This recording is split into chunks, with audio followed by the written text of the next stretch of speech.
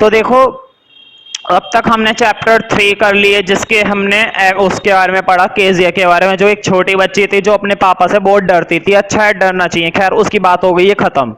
अब हम बात करेंगे किसी एक महान इंसान की, बहुत ही बुद्धिमान, बिल्कुल मेरी तरह, तुम्हारी तरह नहीं। और ट्रूली ब्यूटीफुल माइंड, जो कि तुम्हारा चैप्टर 4 है। देखो, ट्रूली, ट्रूली का मतलब होता है सच में, सच्ची में। कहते नहीं यार, सच्ची में तू तो उस्ताद निकला, सच्ची में तू तो एक नंबर का मूर्ख निकला, है ना। सच्ची में तू तो कार्टून लग रहा है, सच्ची में तू तो शाहरुख खान लग रहा है ना।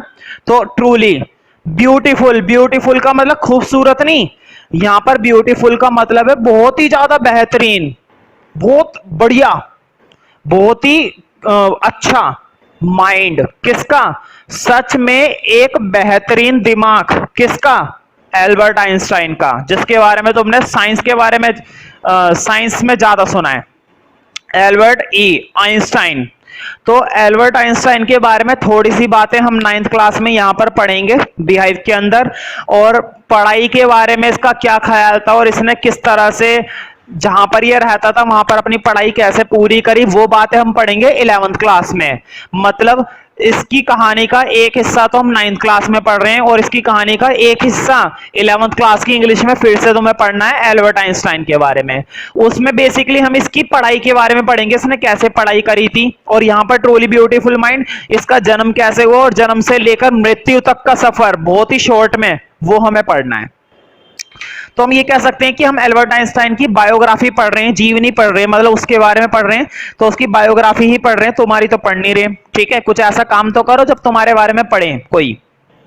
तो देखो, चैप्टर बहुत ही मजेदार है, छोटी सी स्टोरी है, हाँ, लेकिन इतनी छोटी भी नहीं है, 2 या 3 क्लास में खत्म होगी कम से कम। तो कुछ समरी के पॉइंट्स मैंने दे दिए यहाँ पर, और मैंने काफी शॉर्ट कर दिए इस समरी को, ठीक है, वरना समरी काफी लॉन्ग थी अगर तुम अपनी बुक की देखो तो ज्यादा समय बर्बाद ना करते हुए स्टोरी पर आ जाते हैं। मैं पहले 1 मिनट का इंट्रोडक्शन देना पसंद करूंगा, उससे क्या होगा, तुम्हारा लिंक बन जाएगा समरी को समझने में, और आसानी से फिर समरी समझ में आ जाएगी। ठीक है, तो एल्बर्ट आइंस्टाइन का जो जन्म होता है, जन्म स्थान, बचपन में ही कैसी हरकतें करता था, इसके दोस्त इसको क्या बुलाते थे, क्या ये अपने दोस्तों के साथ खेलना पसंद करता था? नहीं, खेलना पसंद नहीं करता था। क्लासरूम में इसके टीचर इसके साथ कैसा व्यवहार करते थे, और ये टीचर के साथ कैसा व्यवहार करता था?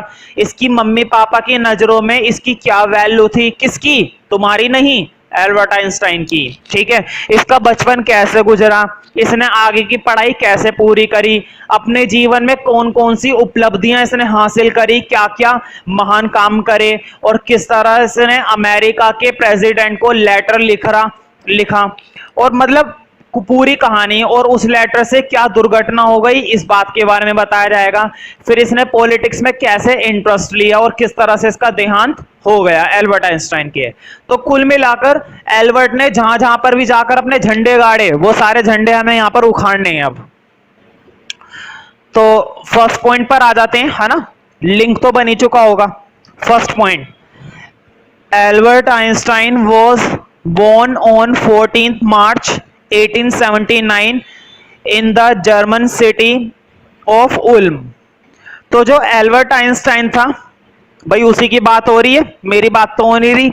तो जो एल्बर्ट आइंस्टाइन था, उसका जन्म हुआ था 14 मार्च को 1879 में। ठीक है, और कहां पर हुआ था? जर्मन सिटी में ऑफ उल्म। बताओ कैसी जगह है ये, मैंने तो भाई पहली बार सुनी है उल्म, है ना। खैर, हमें क्या लेना, हमें कौन सा वहां पर जाके रहना है, उसका जन्म हुआ था इसलिए पढ़ रहे हैं बस। ठीक है, एट द एज ऑफ 2.5, 2.5 का मतलब होता है 2.5 साल। मतलब जब एल्बर्ट आइंस्टाइन कितने साल का हो गया? 2.5 साल का। सोचो 2.5 साल का बच्चा कितना छोटा होता है ना, लेकिन 2.5 साल की उम्र में फिर भी थोड़ा थोड़ा बोलने लग जाता है, मुंह से शब्द निकालने लग जाता है, बोलना सीखता है, मतलब बोलना सीखता नहीं, बोलना शुरू कर देता है थोड़ा थोड़ा। लेकिन आइंस्टाइन में ऐसा कुछ नहीं था, आइंस्टाइन के बस की नहीं था बोलना। ठीक है, बोल ही नहीं पाता था, कतराता था, तुतलाता था, जैसे तुम लोग कभी कभी तुतलाते हो ना, ऐसे ही ये तुतलाता था 2.5 वर्ष की उम्र में। ठीक है, तो देखो, एट द एज ऑफ 2.5, जब ये 2.5 वर्ष की उम्र का था, Einstein still was not talking. तो आइंस्टाइन बात नहीं कर पाता था, मतलब बात ही नहीं करता था। बेवकूफों की तरह, जैसे तुम लोग बैठे रहते हो, ये भी बेवकूफों की तरह एक जगह उदास, है ना, अपनी धुन में लगा हुआ, आंखें मसलना, कान खुजाना, ऐसी पड़ा रहता था अंधाधुंध एक कोने में, मक्खी मच्छर उड़ते रहते थे इसके आसपास, ठीक है। When he finally did learn to speaking, जितनी भी एडिशनल बातें मैं बोलता हूं ना फनी लैंग्वेज में, वो सारी बातें सिर्फ मैं एक मजाक के तौर पर कहानी के अंदर डालता हूं। अगर तुम टेक्स्ट पढ़ोगे तो टेक्स्ट के अंदर वो बातें नहीं मिलेंगी। कभी तुम सोचो कि भैया बेमतलब में गलत सलत बता रहे हैं, मुझे मालूम है, मैं एडिशनल बातें जो हंसी मजाक वाली होती है वो जानबूझकर डाल देता हूं कहानी के अंदर, कहानी को इंटरेस्टिंग बनाने के लिए, थोड़ा फनी बनाने के लिए, ठीक है। कभी तुम सोचो कि भैया बेमतलब में गलत सलत बातें बता रहे हैं, तो ये बात तुम्हें क्लियर होनी चाहिए पहले से ही, ठीक है। मेरा उद्देश्य ये नहीं कि मैं गलत सलत पढ़ाऊं, कहानी सही पढ़ा रहा हूं, कहानी को मजेदार बनाने के लिए, इंटरेस्टिंग बनाने के लिए, हास्यप्रद बनाने के लिए, फनी बनाने के लिए मैं उसके अंदर कुछ बातें अपनी तरफ से डाल देता हूं, ठीक है, ताकि तुम एंजॉय कर सको स्टोरी को, ना कि बोरिंग तरीके से पढ़ो और सुनो। तो उम्मीद है मेरा ऑब्जेक्टिव तुम समझ गए होंगे। अब कहानी में वापस आ जाते हैं। When he finally did learn to speak, अंत में जब वो सीख गया बोलना, मतलब ऐसा तो नहीं है भाई कि 2.5 वर्ष की उम्र में अगर वो नहीं बोल पा रहा है तो जिंदगी भर बोल ही नहीं पाएगा, फिर तो काम ही नहीं चलता एल्बर्ट आइंस्टाइन का। तुम्हें मालूम है ना इसने बड़े होकर कितने बड़े बड़े तीर मारे हैं, है ना, ये बात तुम्हें पता होनी चाहिए। थ्योरी ऑफ रिलेटिविटी का आविष्कार करा था इसने, वो बात अलग है। इसके मरने के तो नहीं, इसके थ्योरी बनाने के कितने सालों बाद जाकर साइंटिस्टों को एहसास हुआ इस बात का कि इसकी थ्योरी सही थी, इसकी थ्योरी सही साबित हुई, लेकिन कई सालों बाद जाकर कामयाबी मिली, एकदम से नहीं मिली। खैर वो बातें अभी हम पढ़ेंगे, पहले कहानी में और आगे बढ़ते हैं। When he finally did learn to speak, जब उसको अंत में बोलना आ गया, मतलब जब उसने बोलना सीख लिया, he uttered everything twice। uttered का मतलब होता है रिपीट करना, वो हर चीज को ना रिपीट करता था, दोहराता था। अटर्ड का मतलब होता है दोहराना, कहते नहीं है यार ये तो बार बार बोले जा रहा है ना, ये तो बार बार बोले जा रहा, तो ये बार बार बोलता था हर एक चीज को। दो मम्मी से बोलता था, मम्मी मुझे खाना दो, मम्मी मुझे खाना दो, क्योंकि भाई बचपना था और कुछ बातें इसके दिमाग के ऊपर थी, मतलब कुछ हरकत ये ऐसी करता था जैसे मूर्ख करते हो। भाई कौन बोलता है 2 बार, ये बोलता था 2 बार, बताओ। बंदा 2 बार बोलता था इसलिए इतना महान हो गया, तुम लोग 3 बार बोलो, हो सकता है तुम जापानीज बन जाओ, चाइनीज बन जाओ, ठीक है। खैर उसको छोड़ो। तो ये हर एक चीज को ना रिपीट करता था, 2 बार बोलता था, पता नहीं क्या दिमाग में चलता रहा, सोचता था 2 बार बोलूंगा तो 2 बार खाना मिल जाएगा। मम्मी से बोले मुझे 100 रुपए दो, मुझे 100 रुपए दो, मम्मी ने एक भी 100 का नोट नहीं दिया, 2 लगा और दिए, ठीक है। तो ऐसा ये करता था, हर एक चीज को दोहराता था, बेवकूफ बनाता था कुल मिलाकर।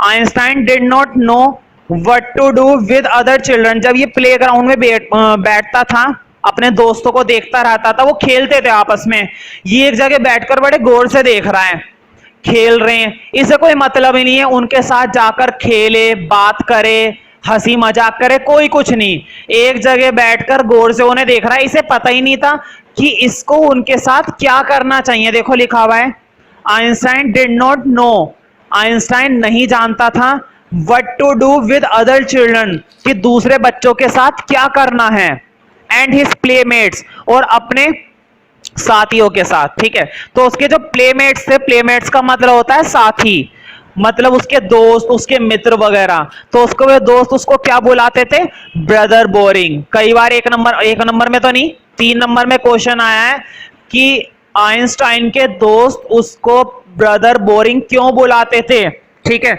ये वाक्य में बोरिंग था, अगर वो इसको खेलने के लिए बुलाते थे खेलता नहीं था, एक जगह बैठ जाया करता था, अपनी ही धुन में लगा रहता था, मतलब अपने आप में ही उलझा रहता था, कभी भी जो भी काम करता था ऐसा करता था जो अपने आप ही खेलने में लगा रहे, कभी मिट्टी से खेलना, कभी सोचना, है ना, तुम्हें तो मालूम ही है आइंस्टाइन वाला दिमाग था। आइंस्टाइन वाला क्या दिमाग था, आइंस्टाइन ही था ये, है ना, आइंस्टाइन वाला क्या होता है, खुद ही आइंस्टाइन था ये। ही लुक, और देखो सबसे बढ़िया नमूना, इसकी छोटी बहन जब आई, जब उसका जन्म हुआ माजा का, इसकी छोटी बहन का नाम क्या था, माजा, पी मत जाना, ये माजा नहीं है, माजा है ये, ठीक है। कभी कोल्ड ड्रिंक समझ के पी जाओ।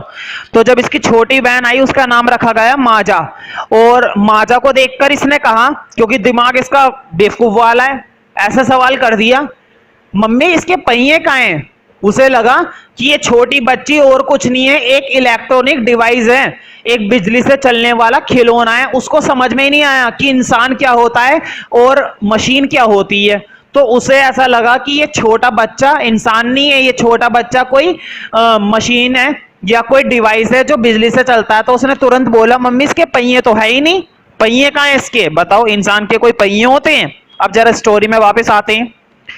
ही looking at his newborn sister, उसने अपनी नवजात बहन की तरफ देखा, माजा की तरफ देखा। ही सैड, और उसने कहा, वेयर आर हर व्हील्स, इसके पहिए कहाँ हैं? व्हील्स का मतलब तुम्हें मालूम है क्या होता है? पहिए। जैसे कि गाड़ी होती है ना, गाड़ी को चलाने के लिए किस चीज की जरूरत पड़ती है? पहियों की। तो गाड़ी को पड़ती है, ना कि इंसान को। लेकिन ये फिर भी अपनी छोटी बहन के लिए कह रहा है, मम्मी इसके पहिए कहाँ हैं? बताओ क्या बात कर दी इसने मूर्खों वाली। अ हेड मास्टर, स्कूल में भी इसकी खास परफॉर्मेंस अच्छी नहीं थी शुरुआत के दिनों में। अब देखो क्या कह रहे हैं।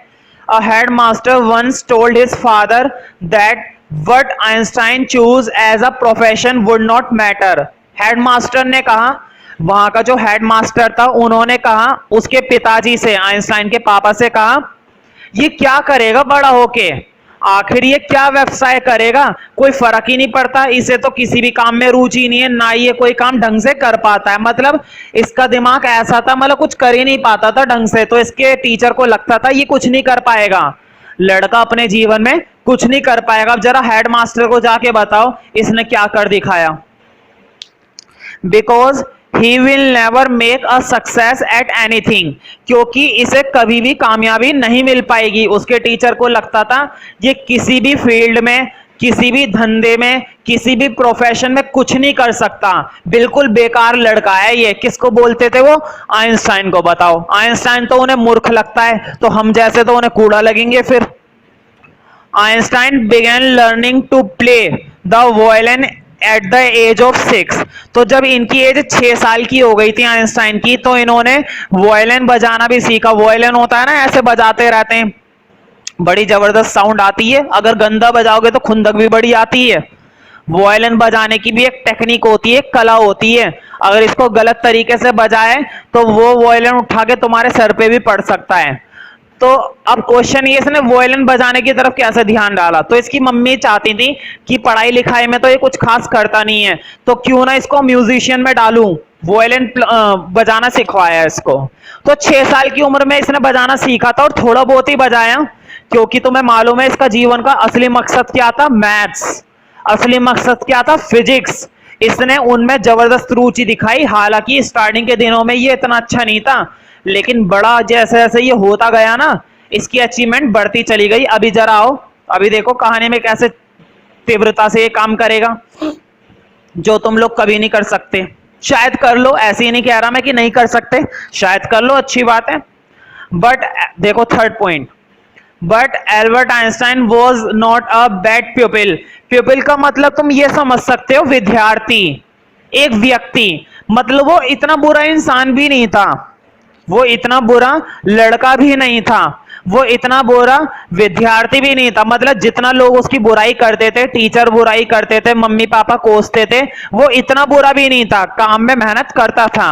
देखो अब क्या होता है इसके साथ। He went to high school in Munich, ये मुनिक है, कभी मुनिच कर दो, मूछ मत कर देना इसको।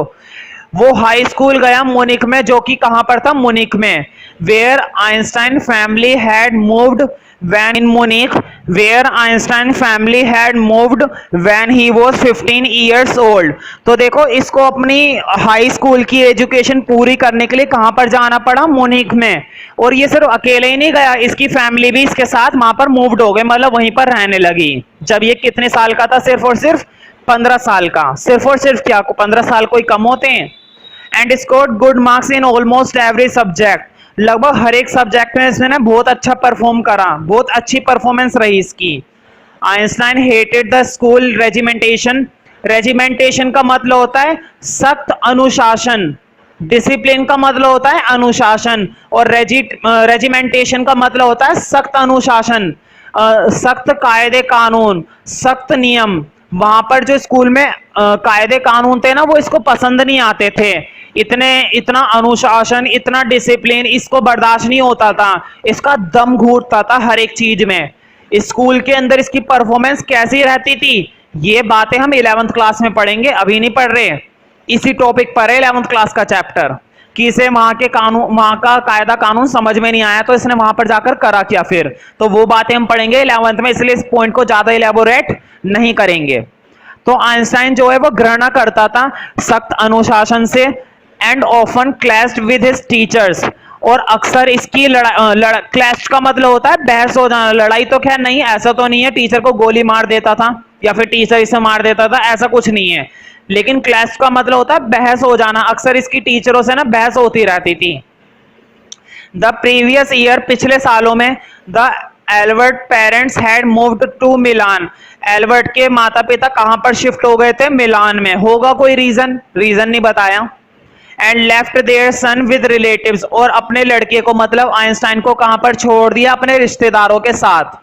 आफ्टर प्रोलॉन्ग डिस्कशन, आपस में बातचीत करने के बाद, Einstein got his wish to continue his education in German speaking Switzerland. इन्होंने अपनी बाकी की शिक्षा कहां पर पूरी करी, जहां पर जर्मन बोली जाती थी, यानी कि स्विट्जरलैंड में। In a city which was more liberal than Munich, यहां पर एल्बर्ट आइंस्टाइन को ज्यादा आजादी मिली। लिबरल का मतलब होता है आजादी, और मुनिक के मुकाबले उसको ज्यादा आजादी कहां पर मिली थी, मिलान में। ठीक है, मतलब यहां पर इतना सख्त अनुशासन नहीं था जितना मुनीक में था। Einstein was highly gifted in mathematics and interested in physics. Einstein को गिफ्ट मिला था, मतलब यहां पर यह मत समझना आइंस्टाइन को मैथ्स की किताब गिफ्ट मिली थी, नहीं। आइंस्टाइन गिफ्ट का मतलब है उसकी बुद्धि बहुत ही अच्छी थी गणित में, और फिजिक्स में भी वो बहुत इंटरेस्ट लेता था। And after finishing school he decided to study at university in Zurich, इन्होंने अपने विश्वविद्यालय कहां पर लिया, जोरिक में। He also felt a special interest in fellow, ये अपने एक साथी में ज्यादा इंटरेस्ट दिखाने लगा। अब बात आएगी इसकी शादी की। जब ये विश्वविद्यालय में पढ़ाई कर रहा था, ग्रेजुएशन कर रहा था, स्नातक कर रहा था, तब इसकी मुलाकात होती है एक लड़की से जिसका नाम था माइलिवा। क्या नाम था उसका, माइलिवा मैरिक। ये इसके मुकाबले पढ़ने में बहुत ज्यादा इंटेलिजेंट थी, बहुत होशियार थी। जैसे मान लो तुम मूर्ख हो, ठीक है, लेकिन वो लड़की क्या थी, होशियार थी, बहुत ही ज्यादा इंटेलिजेंट। तो इसकी मम्मी को ये बात पसंद नहीं आई, एल्बर्ट की मम्मी को, कि मैं तुम्हारी शादी उससे नहीं होने दूंगी, वो इतनी इंटेलिजेंट है और तुम पढ़ने में इतने वीक हो, नहीं, जोड़ी में मजा नहीं आएगा, और जब तक जोड़ी में मजा ना आए तो बेकार है फिर काम। ठीक है, तो उसकी मम्मी ने बहुत परेशानी करी, लेकिन ये माना नहीं। तुम्हें मालूम है बच्चे मानते ही कहाँ हैं, आइंस्टाइन हुआ तो क्या हुआ, दिमाग तो इसका लड़कों जैसा है, तो नहीं माना ये। After finishing school, he decided to study at university in Zurich. He also felt a special interest in fellow student. तो इसका इंटरेस्ट किस में जाने लगा, अपने फेलो स्टूडेंट में। फेलो का मतलब होता है साथी, साथी विद्यार्थी में, मतलब जो इसके साथ पढ़ा करती थी। ये भी वहां पे पढ़ाई कर रही थी, होता है ना जहां पर हम पढ़ाई करते हैं अक्सर दूसरे बच्चे मिल जाते हैं, तो वो सेटिंग हो गई इसकी माइलिवा मरिक से। वो whom he found to be a clever creature, clever मतलब चतुर, चालाक। ये लड़की बहुत होशियार थी आइंस्टाइन के मुकाबले। This young one had come to Switzerland because the university in Zurich was one of the few in Europe where women को डिग्रीज। ये यहाँ पर इसलिए आई हुई थी क्योंकि वुमेन को डिग्री लेने के लिए सिर्फ यही एक यूनिवर्सिटी थी जो वुमेन को भी डिग्री दिलवाती है। तो ये अपनी डिग्री प्राप्त करने के लिए, मतलब वहां पर पढ़ाई पूरी करने के लिए आई हुई थी। तो इसकी मुलाकात हो जाती है एल्बर्ट आइंस्टाइन से, और कि इसकी मुलाकात अपने पढ़ाई के दौरान किससे हो जाती है, एक लड़की से, जिससे इसको प्यार हो जाता है। ठीक है, और जब प्यार हो जाता है तो शादी तक बात पहुंचेगी, लेकिन शादी के लिए इसकी मम्मी राजी नहीं थी। क्यों राजी नहीं थी, दो खास बातें जिसके बारे में। एक तो ये कि लड़की उम्र में आइंस्टाइन से बड़ी थी, मतलब वो ज्यादा ओल्डर थी आइंस्टाइन के मुकाबले, वो ज्यादा बड़ी थी, उसकी एज जो है वो ज्यादा थी। दूसरी बात ये, बुद्धि में भी बड़ी थी, वो इंटेलिजेंट थी आइंस्टाइन के मुकाबले, वो लड़की ज्यादा बुद्धिमान थी उस समय की बात में। ठीक है, तो इस वजह से उसकी मम्मी ने इनकार कर दिया, नहीं ऐसी लड़की से शादी करने का कोई फायदा नहीं है। तो 6 पॉइंट देखते हैं। The couple fail in love, मतलब जो कपल था आइंस्टाइन और माइलेवा, उन दोनों को प्यार हो जाता है, वो प्यार में ग्रस्त हो जाते हैं। इन 1900 1900 में, जब 1900 की बात हुई, एट द एज ऑफ 21, जब आइंस्टाइन सिर्फ कितने साल के थे? 21 साल के। Albert Einstein was a university graduate, तो आइंस्टाइन हो चुके थे यूनिवर्सिटी ग्रेजुएट, मतलब उन्होंने अपनी ग्रेजुएशन पूरी कर ली थी। बढ़िया है, 21 साल की उम्र में कर भी लेना चाहिए, कोई बहुत बड़ा तीर नहीं मारा। आइंस्टाइन ने ग्रेजुएशन करी है 21 साल की उम्र में, तो कोई तीर नहीं मारा। 21 साल की उम्र तक ग्रेजुएशन होनी भी चाहिए।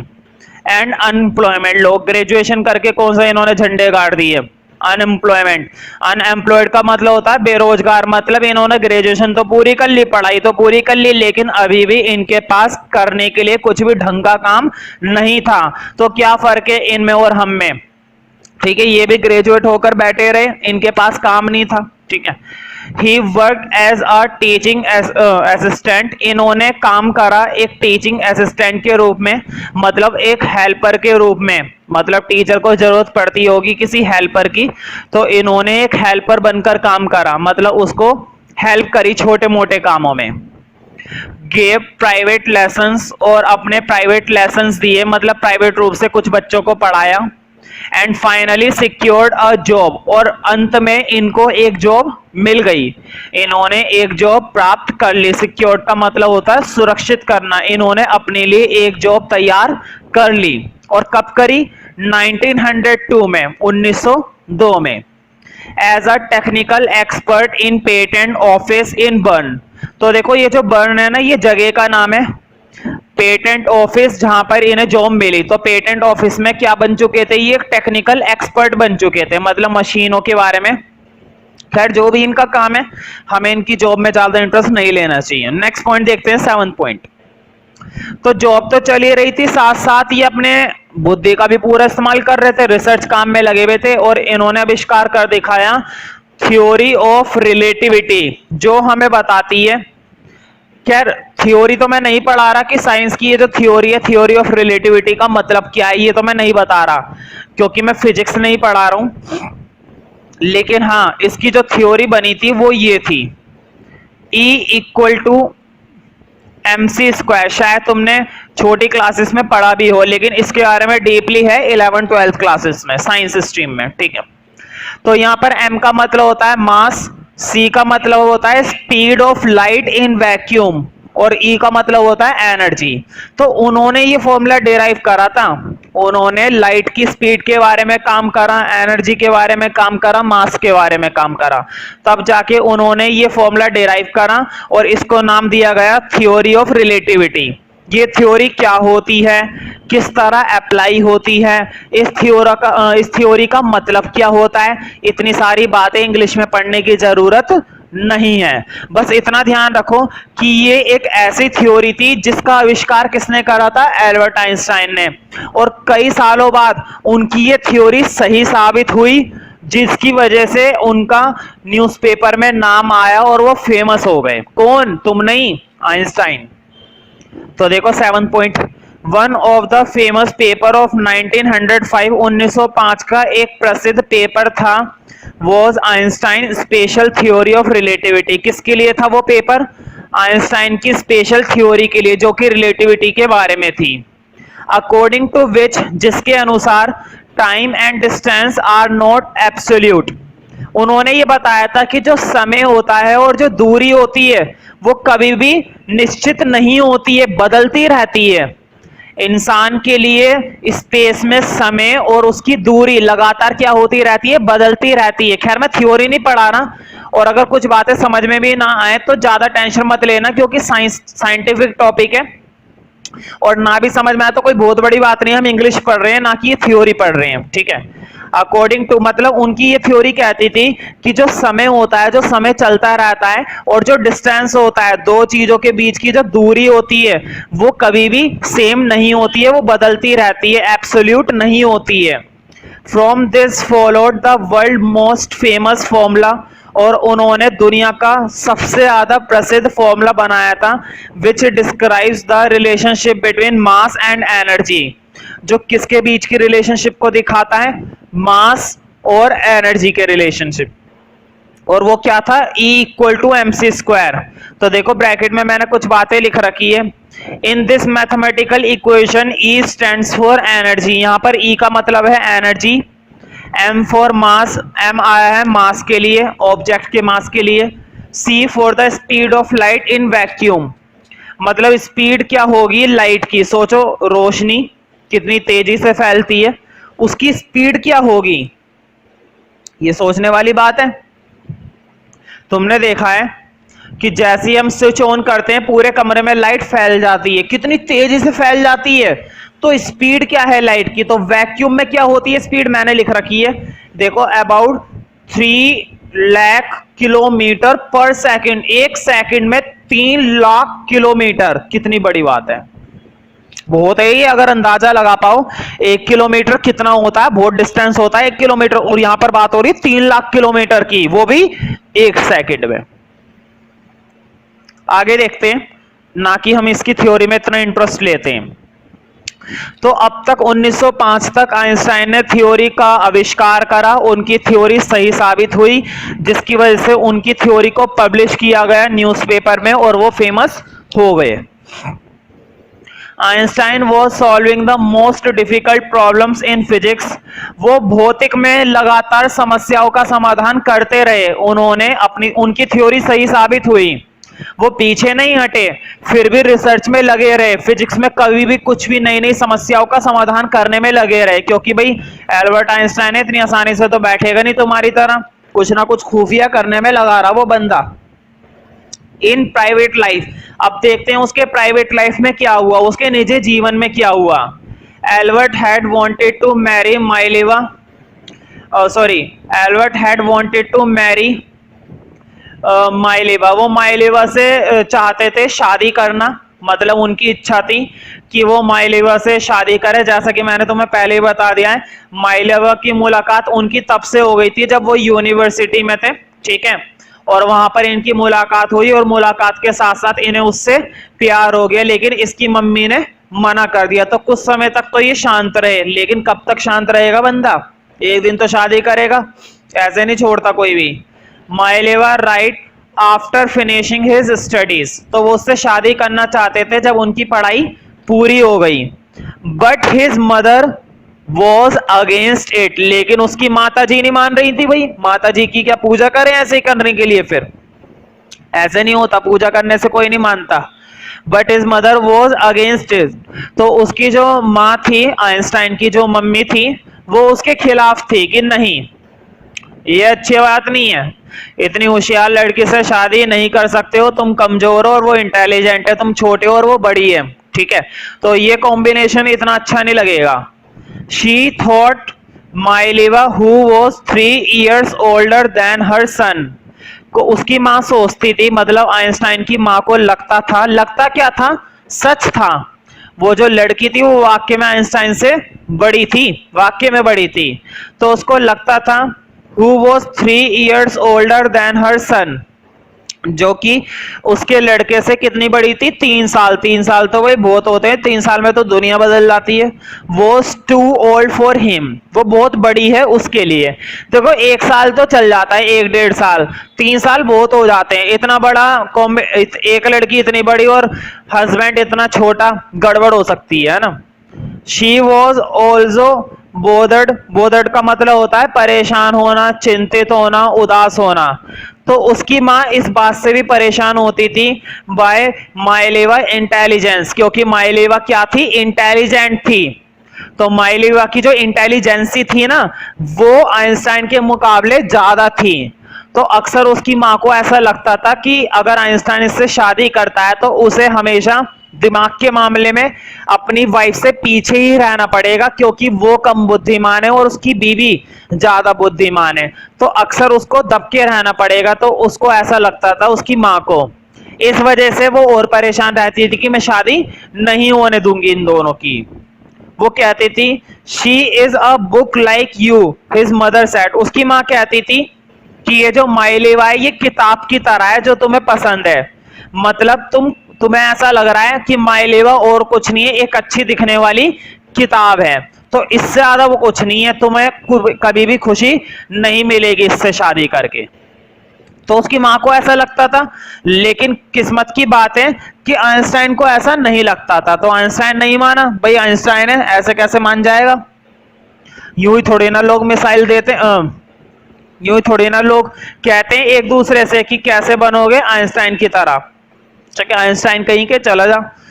तो 9th पॉइंट देखते हैं, लास्ट पॉइंट। हालांकि ये लास्ट पॉइंट नहीं है, इसके बाद कुछ समरी अभी भी पेंडिंग है।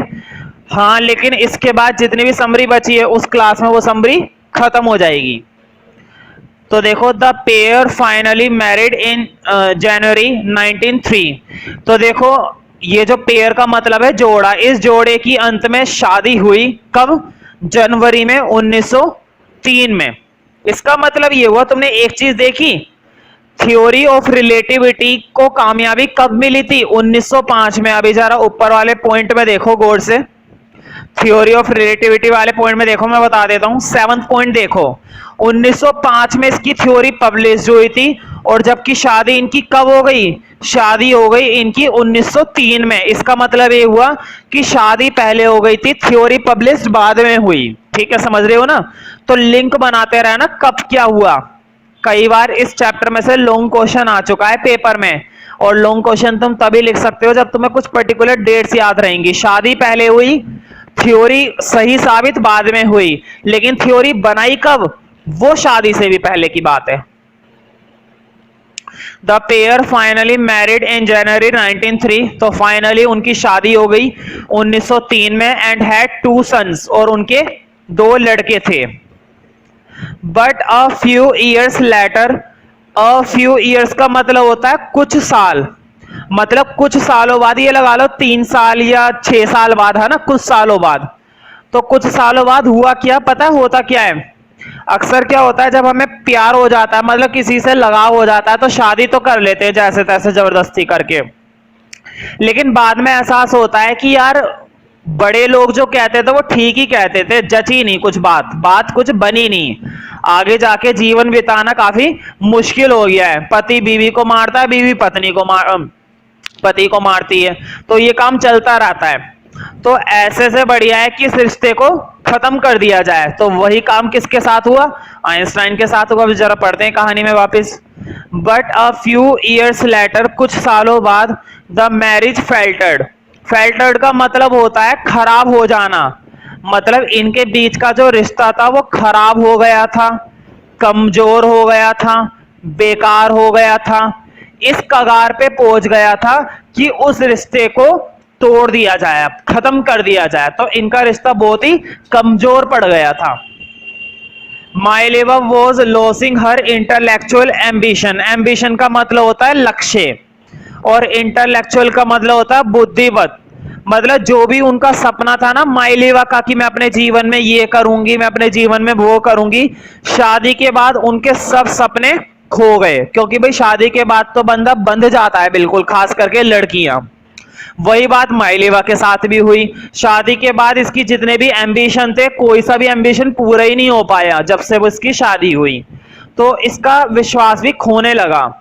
एंड बिकमिंग अनहैप्पी हाउसवाइफ, और वो कैसी हाउसवाइफ बन गई? अनहैप्पी, उदास, नाखुश, मतलब परेशान रहने लगी, दुखी रहने लगी, हर वक्त खुद को कोसने लगी कि किस मनूस घड़ी में मैंने इस आइंस्टाइन से शादी करी। अच्छी बात है, किसी ने तो आइंस्टाइन को मनूस बोला। After years of constant fighting, तो लगातार कई सालों तक ये फाइटिंग चलती रही। कॉन्स्टेंट का मतलब होता है लगातार, और फाइटिंग मतलब लड़ाई करना। तो कई सालों के बाद जब उनकी फाइटिंग चलती रही, द कपल फाइनली डाइवोर्स्ड इन 1990। तो देखो शादी कब हुई?